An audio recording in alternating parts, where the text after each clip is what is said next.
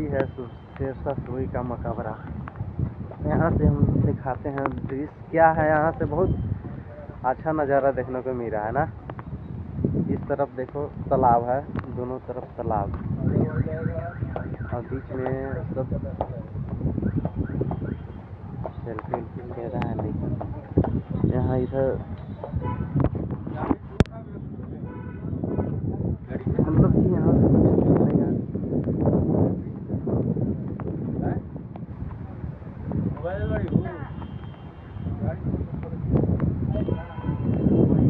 चलो अब हम बाहर अब चलते हैं, बाहर का नज़ारा हम दिखाते हैं लेकिन ठीक ना। चलो अब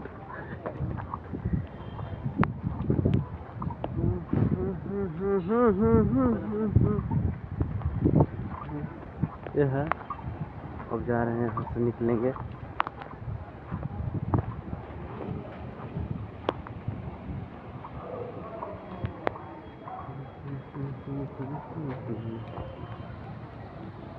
यहाँ से निकलने वाला रास्ता है। यहाँ से मतलब कि प्रवेश करने द्वार, यहाँ निकलने वाला द्वार यही है।